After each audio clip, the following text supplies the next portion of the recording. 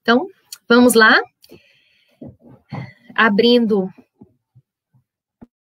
o livro de Colossenses, capítulo 2. Hoje nós vamos estudar, então, dos versos 12 ao 15. Eu, então, darei início à leitura. Eu vou ler a partir do 11, porque o 12 é uma continuação do 11. Ele já foi tratado no estudo passado pelo Augusto, mas eu vou lê-lo novamente. Então, a partir do 11. Nele também fostes circuncidados, não por intermédio de mãos, mas no despojamento do corpo da carne, que é a circuncisão de Cristo, tendo sido sepultados juntamente com ele, no batismo, no qual igualmente fostes ressuscitados, mediante a fé no poder de Deus, que ressuscitou dentre os mortos.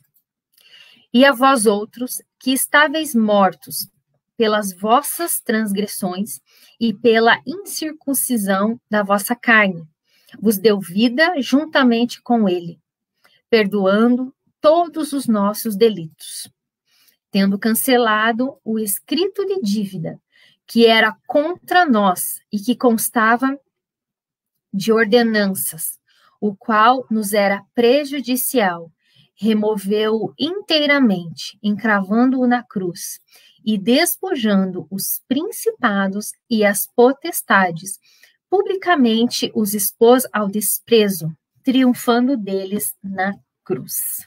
Amém?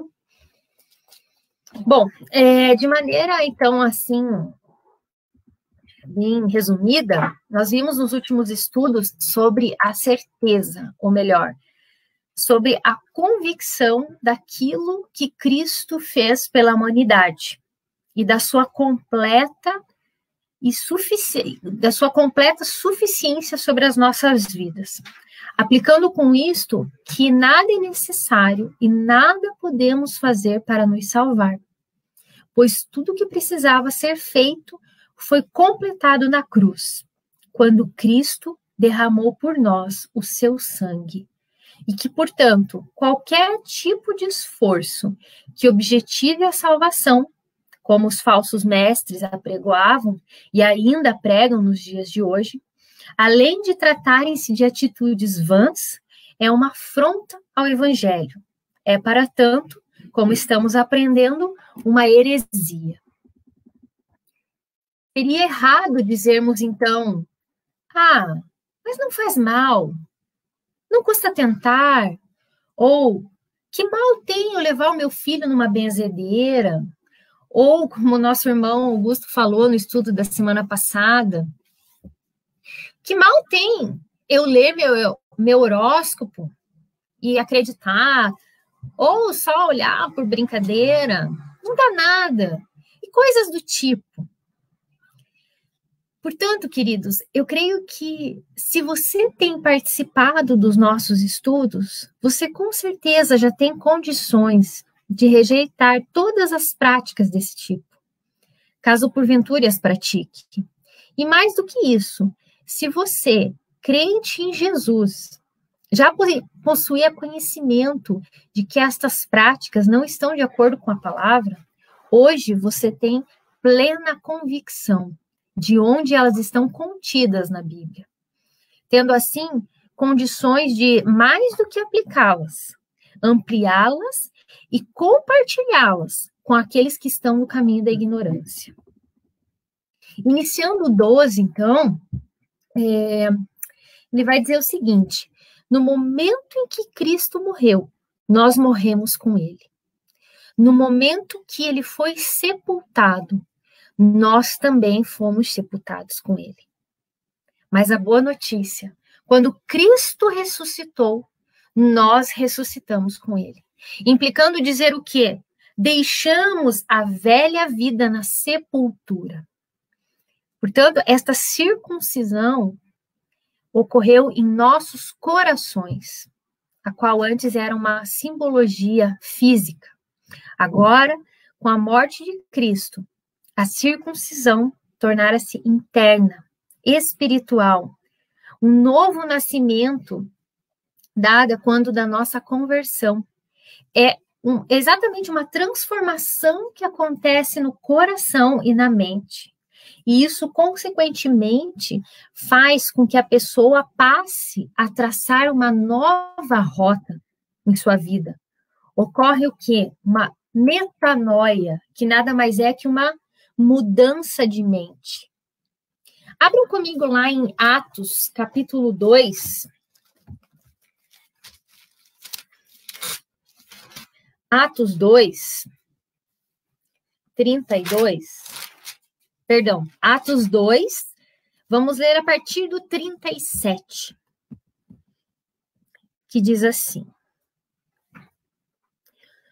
ouvindo eles estas coisas, compungiu-lhes o coração, e perguntaram a Pedro e aos demais apóstolos: que faremos, irmãos? Respondeu-lhes Pedro: arrependei-vos. Grifem isso na Bíblia de vocês. Arrependei-vos. E cada um de vós seja batizado em nome de Jesus Cristo para a remissão dos vossos pecados e recebereis o dom do Espírito Santo. Então, o que acontece? Essa mudança de mente, essa metanoia, é arrependimento. Este arrependimento que é genuíno, ele reconhece o mal do pecado. E ele reconhece que o mal do pecado deve ser abandonado. Pois caso isso não aconteça, ou seja, caso este arrependimento não seja praticado, é impossível experimentar a conversão. E esta mudança de mente envolve muito mais do que temer as consequências do juízo de Deus. Ou, em outras palavras, é muito mais ter medo de ir para o inferno, mas é o desejo de agradar ao Pai, o desejo de estar com Jesus. Desejamos agradar o nosso Senhor e Salvador e queremos que todos saibam que pertencemos a Cristo. E é por isso que faz a menção, ali no verso, a menção à simbologia do batismo, que trata-se de uma atitude pública de pertencimento a Cristo, tendo, obviamente, a compreensão daquilo que Pedro explica em 1 Pedro 3, 20 e 21. Se vocês quiserem anotar, eu acho que até vamos ler, né, pra gente. Sempre é importante. 1 Pedro 30, desculpa, 1 Pedro 3, a gente já ia perguntar, né, que Bíblia é a tua, Andressa? 3, 20 e 21. Aliás, é bem importante a gente ler. Os quais, noutro tempo, foram desobedientes quando a longanimidade de Deus aguardava os dias de Noé, enquanto se preparava a arca, na qual poucos, a saber, 8 pessoas foram salvas, através da água, a qual, figurando o batismo, agora também vos salva, não sendo a remoção da imundícia da carne, mas a indagação de uma boa consciência para com Deus, por meio da ressurreição de Jesus Cristo. O batismo nas águas não produz perdão e purificação do pecado, pois somente quem tem o poder perdoador e purificador é Jesus Cristo. E a realidade do perdão antecede o rito do batismo. Aí a gente pode até conferir lá em Atos, mais uma vez, hoje a gente vai correr por alguns livros. Atos 2.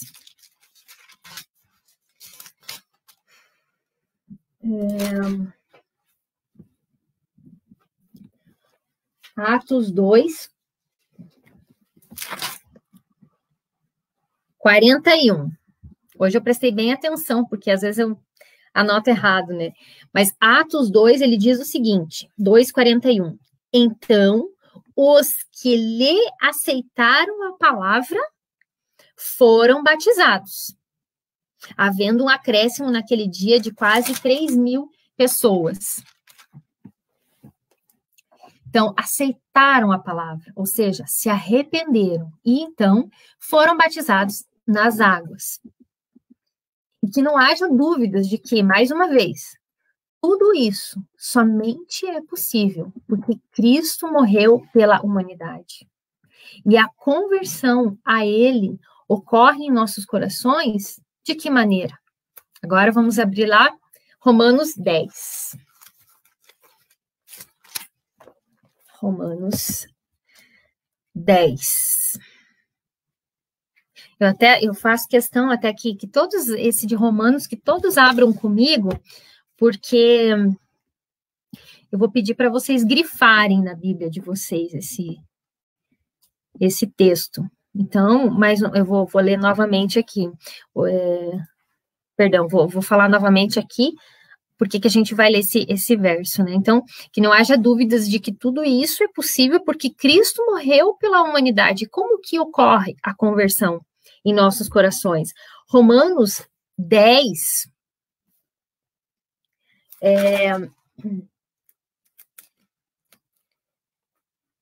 17, diz assim: e assim a fé vem pela pregação, e a pregação pela palavra de Cristo. Eu peço que vocês grifem esse 17, mas eu vou ler com vocês a partir do 13 e ler novamente o 17. Então, Romanos 10, 13.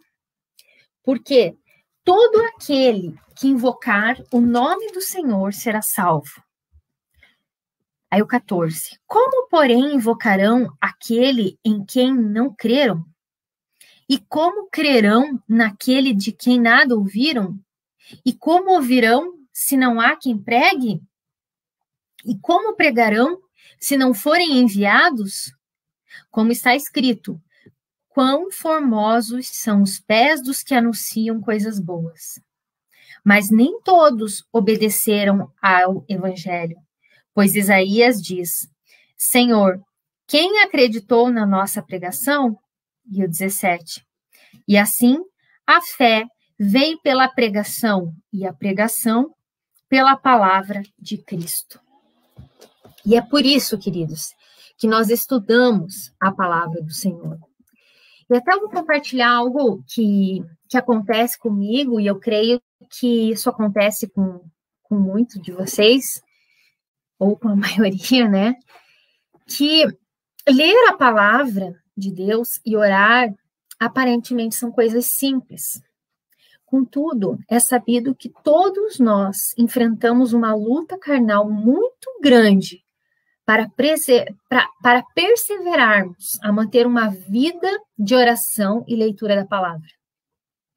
E é por isso que eu propus que vocês grifassem esse verso. Porque em momentos em que eu me sinto fraca na vida de oração, parece que até as palavras até estão no meu coração, eu quero falar alguma coisa para Deus, mas eu simplesmente não consigo colocar para fora. Então eu busco ler a Bíblia. E é sério, ocorre um processo natural e maravilhoso quando eu leio a Bíblia. Eu passo a ter novamente a vontade de orar. E é por isso que repetimos tanto isso. Leia a Bíblia e ore. Leia a Bíblia e ore. Por isso que não é uma teoria. A palavra de Deus, ela é viva. Então, isso realmente acontece. Por isso, queridos, se você acompanha os nossos estudos, é porque você tem sede de aprender a palavra de Deus. Mas se a vida de oração está difícil, leia mais a Bíblia. Se você não sabe por onde começar, leia Colossenses. Você pode ler Salmos. E no decorrer da caminhada, você vai adquirindo mais compreensão. E a sua sede por Deus vai aumentar. Quanto mais você lê a Bíblia, mais você conhece a Deus. E é impossível não querer estar na presença desse Deus maravilhoso. Os versos 13 e 14, eles vão tratar do perdão dos nossos pecados. E para tratar desse ponto, nós falaremos da lei. Isto porque, como nós vimos, os falsos mestres traziam a lei para justificar muitos dos seus ensinos. Como exemplo, a ordenança para a guarda do sábado, a abstenção de certos alimentos. Até vou fazer um parênteses aqui, ó. Já foi falado em outras lições. Se você tem uma opção e deseja se abster de determinado alimento, ok, não há problema nisso. O problema e aí que você precisa ter a compreensão é de que não é esta atitude que te salvará. Essa é a compreensão que nós temos que ter. Então, eu quero tratar com vocês esse ponto do perdão, abordando a lei. Agora, abram comigo lá em Êxodo 20.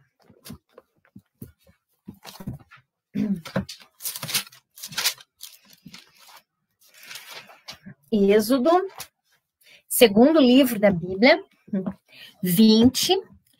Agora, talvez vocês não consigam me acompanhar muito bem na leitura, porque o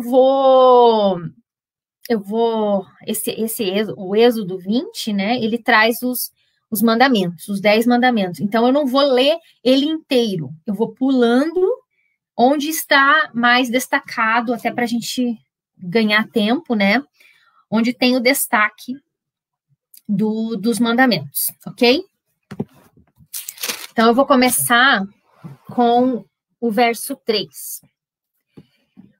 Não terá outros deuses diante de mim.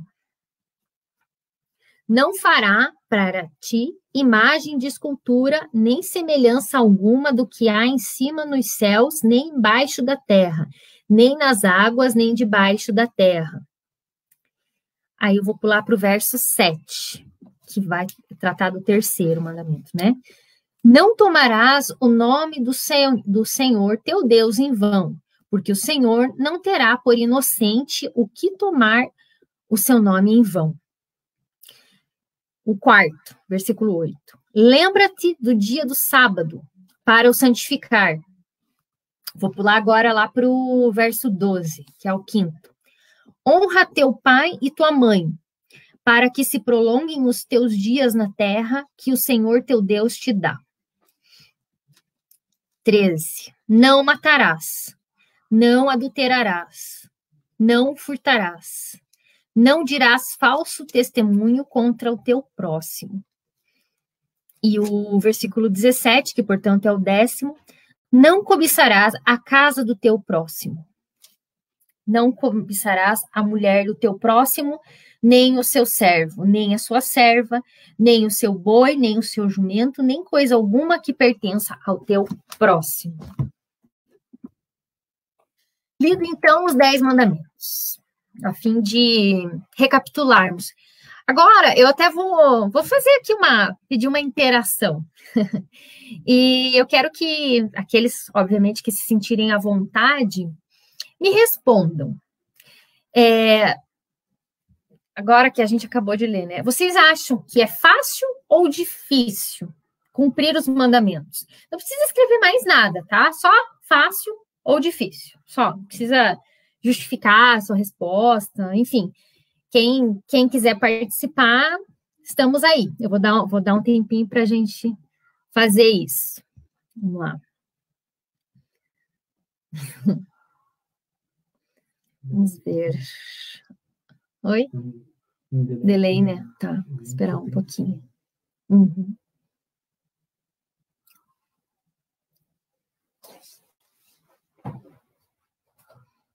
E agora?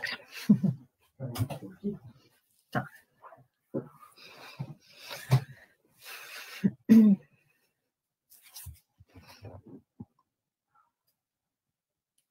E agora? Será que só eu que vou responder? Ninguém respondeu, porque é difícil. Acho que vocês estão achando difícil, porque não responderam. Eu acho difícil. Acha difícil? É. Ó. Aqui tá unânime por enquanto. Em casa. Difícil. Tem alguém digitando? Eu não tô vendo.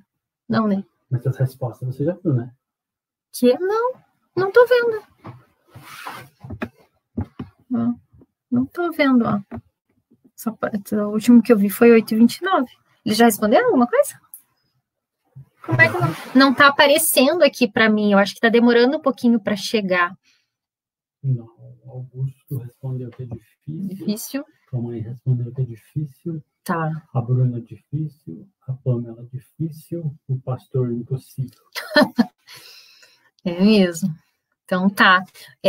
A gente tem 2 computadores aqui, então alguns, por exemplo, o meu, acho que ele tá com delay, ele tá com uma demora, então eu não vi as respostas. Mas o Thiago, ele leu aqui para mim e compartilhou que vocês acharam difícil, né? Eu respondeu aqui também, é difícil, por isso dependemos da misericórdia. Amém. Então tá.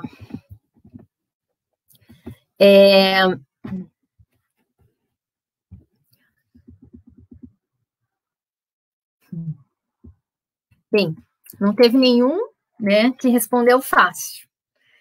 Mas se tivesse, eu ia até dar uma tarefa aqui. Aqui, ó, a Levi disse que com um pouco de esforço é possível.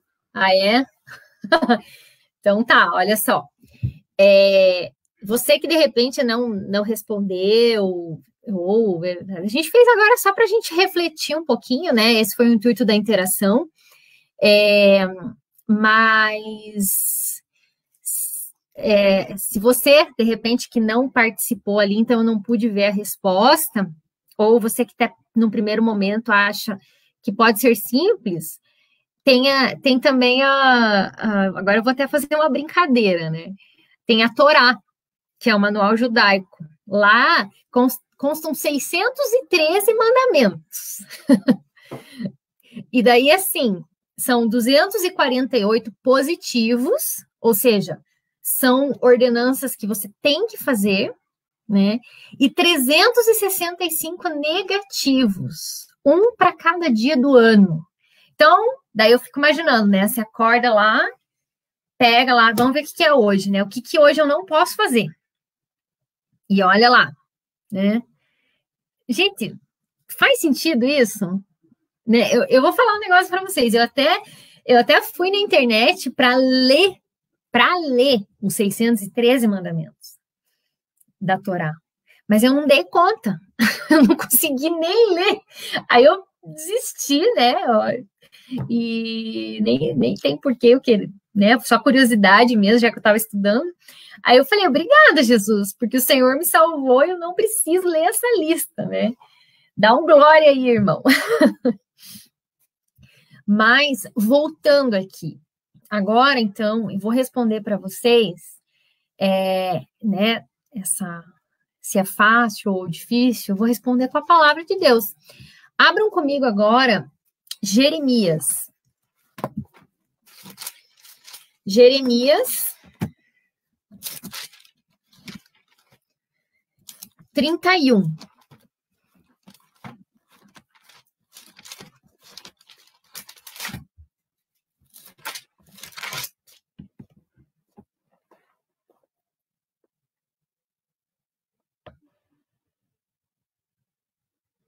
Olha, eu sei que é um pouquinho, assim, talvez fique um pouco extenso, mas eu vou ler do 31 em diante, tá? Então, quem puder me acompanhar, porque eu acho bem importante a gente ter essa informação. Jeremias 31, a partir do verso 31. Eis aí vem dias, diz o Senhor, em que firmarei nova aliança com a casa de Israel e com a casa de Judá. Não conforme a aliança que fiz com seus pais, no dia em que os tomei pela mão, mas para os tirar da terra do Egito, porquanto eles anularam. Não sei qual é a versão que você está estudando, mas procurem algo que esteja ali, por exemplo, anularam, tem alguma relação, selecionem, não, sublinhem. Então, porquanto eles anularam, está no 32, a minha aliança. Sublinhe essa parte. Não obstante, eu os haver desposado, diz o Senhor. Porque esta é a aliança que firmarei com a casa de Israel, depois daqueles dias, diz o Senhor. Na mente lhes imprimirei as minhas leis, também no coração lhes escreverei, e eu serei o seu Deus, e eles serão meu povo. Não ensinará jamais cada um ao seu próximo, nem cada um ao seu irmão, dizendo, conhece ao Senhor, porque todos me conhecerão, desde o menor até o maior deles, diz o Senhor. Pois perdoarei as suas iniquidades e dos seus pecados jamais me lembrarei. Assim diz o Senhor, que dá o sol para a luz do dia e as leis fixas à lua e as estrelas para a luz da noite, que agita o mar e faz bramir as suas ondas. Senhor dos exércitos é o seu nome. Se falharem estas leis fixas diante de mim, diz o Senhor, deixará também a descendência de Israel de ser uma nação diante de mim para sempre. Assim diz o Senhor. Se puderem ser medidos os céus lá em cima e sondados os fundamentos da terra cá embaixo, também eu rejeitarei toda a descendência de Israel, por tudo quanto fizeram, diz o Senhor. Eis que vem dias, diz o Senhor, em que esta cidade será reedificada para o Senhor, desde a torre de Hananel até a porta da esquina. O cordel de medir estender-se-á para diante, até ao outreiro de Garebe, e virar-se-á para Goa.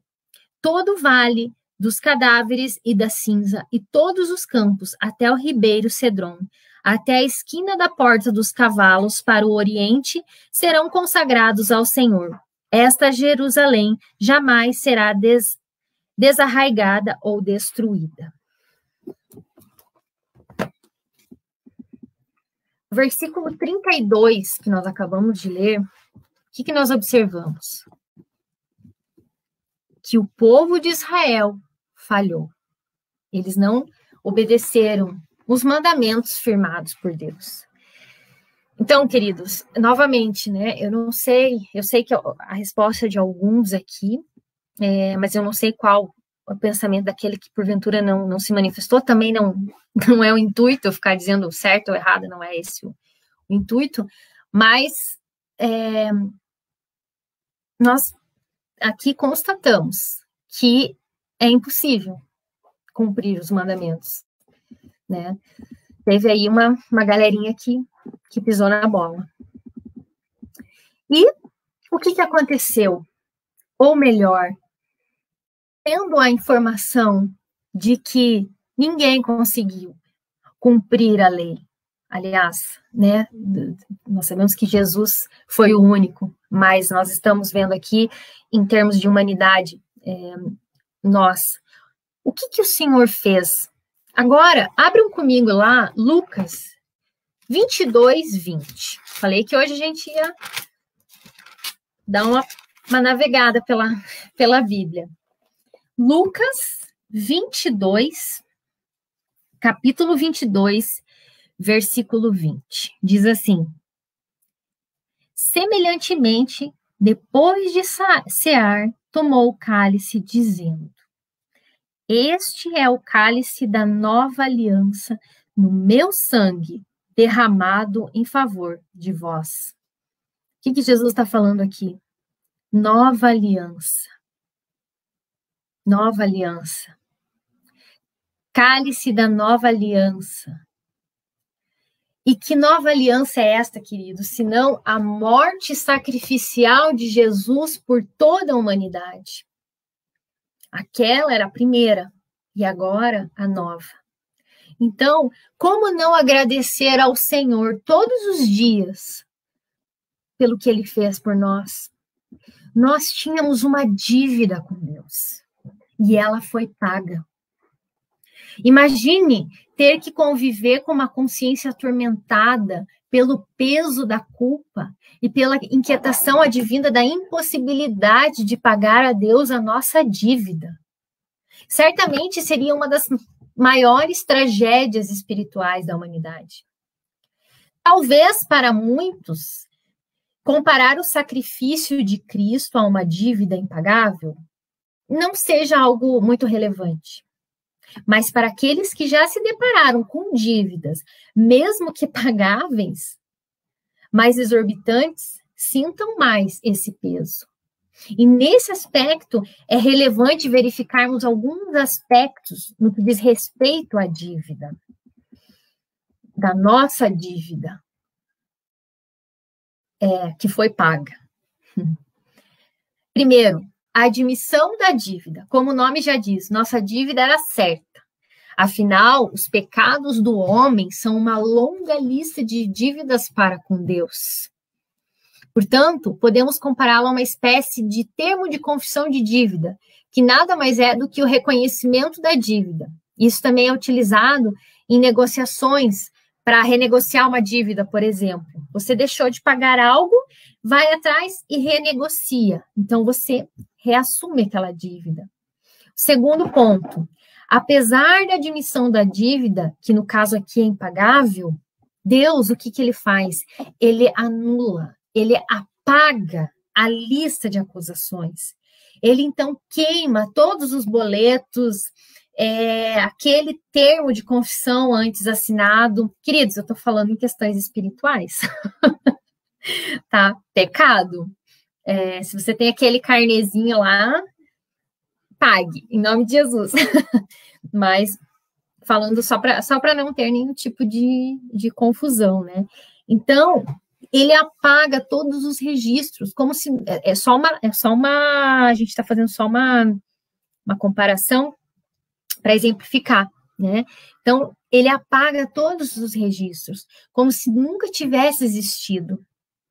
E Hernandes Dias Lopes, que é um dos pastores que a gente tem utilizado aqui no nosso material, referenciando Shedd, outro autor, compara este ato a uma figura de um tribunal, onde o réu é culpado. Ou seja, eu sou culpada, você é culpado.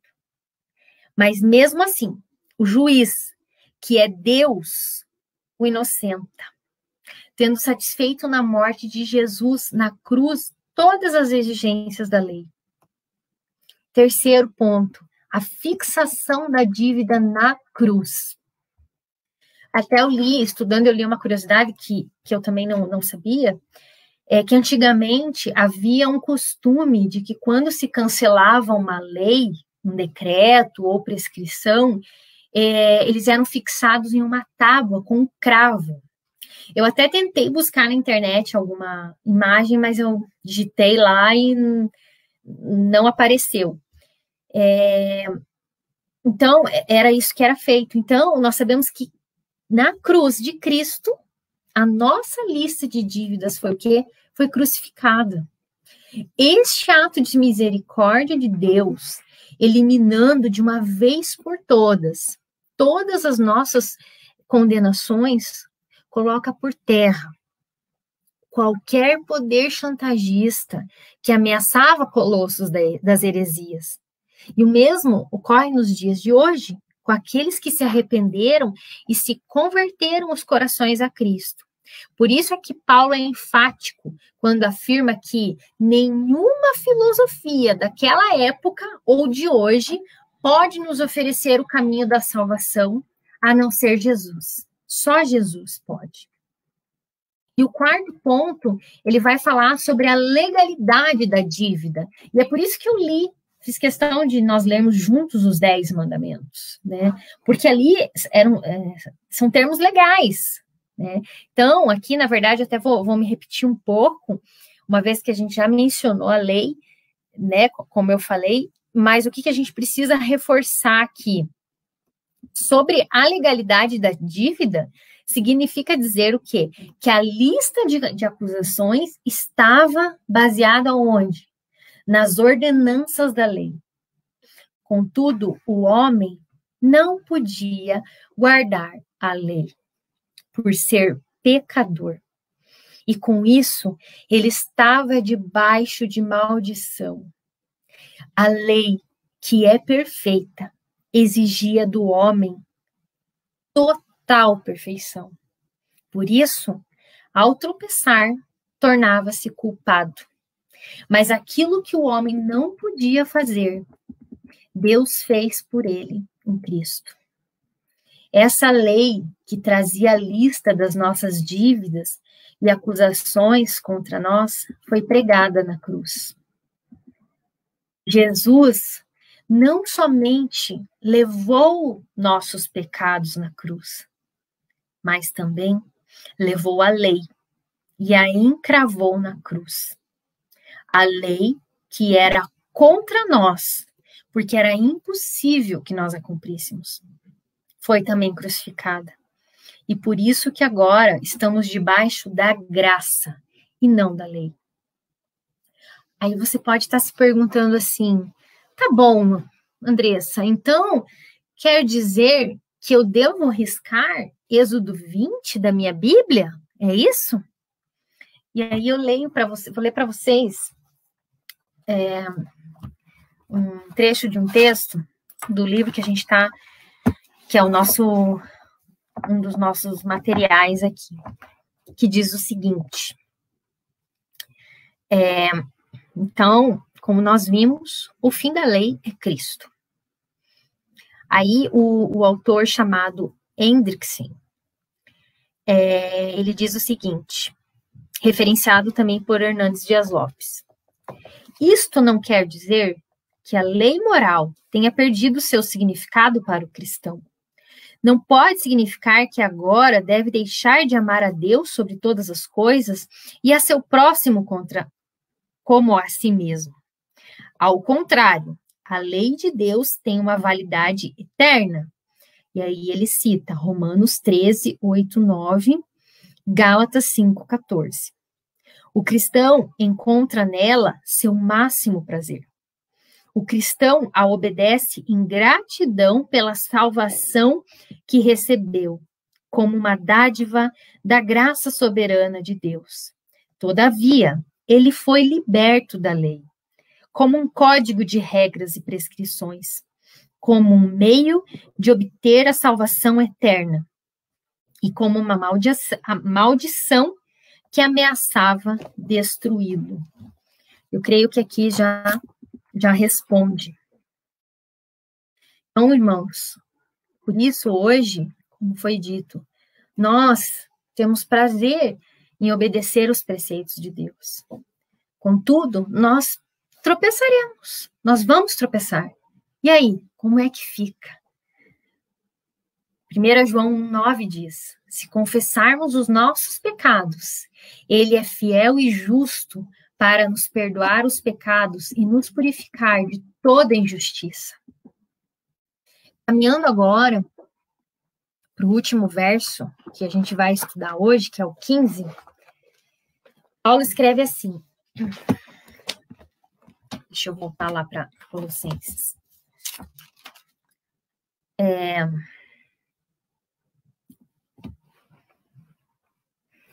E, despojando os principados e as potestades, publicamente os expôs ao desprezo, triunfando deles na cruz. Sobre principados e potestades, vimos no início do estudo do livro, de Colossenses, que referem-se aos seres celestiais, aos anjos criados por Deus. Nesse verso, Paulo elucida outro elemento da obra da cruz, que trata do destino de Satanás e seus anjos caídos. Então, se alguma vez você já se perguntou se Satanás se arrependesse, ele poderia ir para a eternidade com Cristo? A resposta é não. Confira comigo Gênesis 3:15.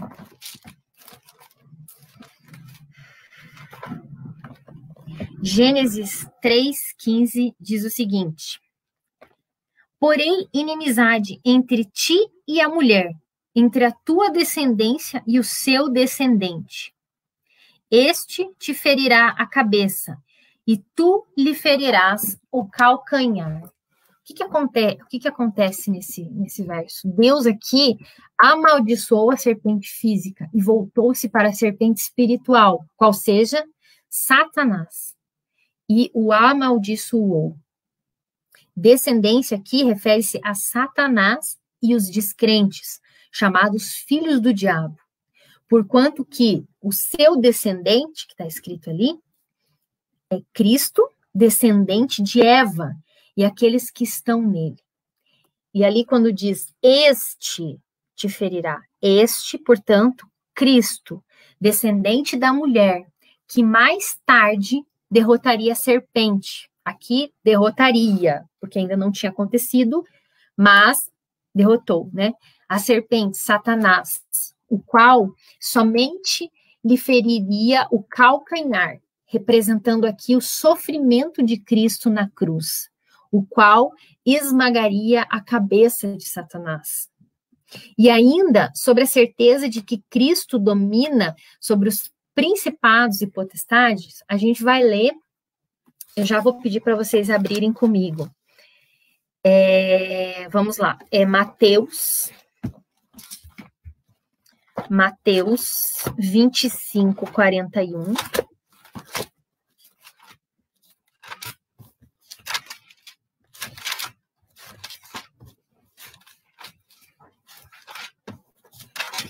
Vinte e cinco, 41.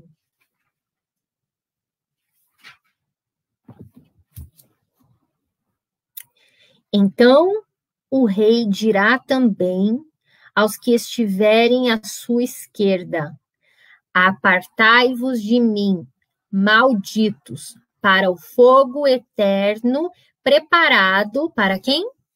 Para o diabo e os seus anjos. Alguma dúvida? Creio que não, né? Apocalipse 20, 10. Diz assim, Apocalipse, capítulo 20, versículo 10. O diabo, o sedutor deles, foi lançado para dentro do lago do fogo e enxofre, onde já se encontraram não só a besta, como também o falso profeta, e serão atormentados de dia e de noite pelos séculos dos séculos. Esse, portanto, é o fim de Satanás, o qual já está traçado. Portanto, queridos, não devemos temer a Satanás, porque ele é derrotado, ele já é derrotado. Nós temos, sim, que vigiar, porque ele anda solto, e ele tenta, e ele tentará nos seduzir, nos induzir a caminhos, como nós estamos estudando, que aparentemente parecem bons, como ele fez com Eva. Ele tentará fazer que tudo o que estamos estudando aqui é inútil. O principal objetivo é nos fazer pecar. Satanás quer nos fazer pecar e pecar. E muitas vezes ele vai fazer com que nós pequemos achando que estamos fazendo a coisa certa. E nós, sozinhos, nós somos mais fracos do que ele. Mas nós podemos combater os seus ataques por meio de Jesus. Graças a Deus por isso, que nós temos Jesus, não há outro meio. E eu espero em Deus que eu tenha aqui conseguido transmitir a vocês aquilo que o Senhor fez eu preparar, né? Talvez fiquem algumas dúvidas, e certamente muitos assuntos aqui trazidos, eles poderiam ser trabalhados, né, de forma individual, porque a gente percebe que lendo um livro ele tem vários desdobramentos, né, mas até uma sugestão que a gente pode dar aqui, vão anotando, né, de repente algum algum tema, algo que tem alguma dúvida, a gente pode trabalhar em cima disso e fazer um estudo mais direcionado, se assim for da vontade de Deus, né? Então, e se você tiver alguma dúvida, querido, não fique, fale conosco, fale comigo, fale com o Augusto, nós estamos aqui para isso. Então, que Deus abençoe,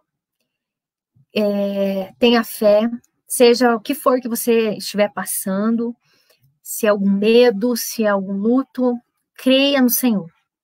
Ele é conosco. Que a nossa fé e a nossa segurança esteja nele. E mais ainda, não se deixe enganar. Amém? Vamos orar? Senhor Deus e Pai, nós estamos aqui para te agradecer por esse estudo. Deus, eu agradeço, Senhor, pelo teu Espírito Santo que nos dirige. Como sempre falo, Senhor, se porventura falei algo que não deveria ser dito, se falei algo equivocado, eu peço perdão a Ti, perdão aos meus irmãos, e peço, meu Deus, que o Senhor complete nos corações tudo aquilo que ficou incompleto através da minha boca. Porque o Senhor é o único perfeito e o Senhor é o único que tem poder de converter os corações e de convencer do pecado. Por isso eu clamo, Deus, esteja com cada um, que o teu toque, Senhor, chegue aos corações e gere, Pai, gere arrependimento, gere, Senhor, que todos venhamos a nos prostrar diante de Ti, reconhecendo que o Senhor é suficiente, reconhecendo que Tua obra na cruz é suficiente, agradecendo, meu Deus, porque nós não precisamos ficar seguindo um código de regras, Senhor, impossível, mas nós temos a Tua palavra, que é leve, a Tua palavra que nos traz ânimo, a Tua palavra não nos dá medo, muito pelo contrário, a Tua palavra nos encoraja, Senhor. A Tua palavra nos mantém firmes, nos faz prosseguir. Por isso, Deus, em nome de Jesus, que possamos nos manter firmes. Eu oro também por cada pessoa aqui, eu não sei como está a família de cada um. Nós sabemos que nós estamos passando por um tempo onde as más notícias têm chegado como nunca, Senhor. As fatalidades têm chegado, têm acontecido, Pai. As pessoas estão enlutadas, as pessoas estão enfermas, as famílias estão em pranto, e eu oro por isso. Eu oro para que o Senhor esteja confortando, Pai, os corações daqueles que estão temerosos nesse momento, Senhor. Ó Deus, e que todos nós possamos olhar para o Senhor com esperança, com olhar de esperança, crendo que nós já temos tudo que precisamos.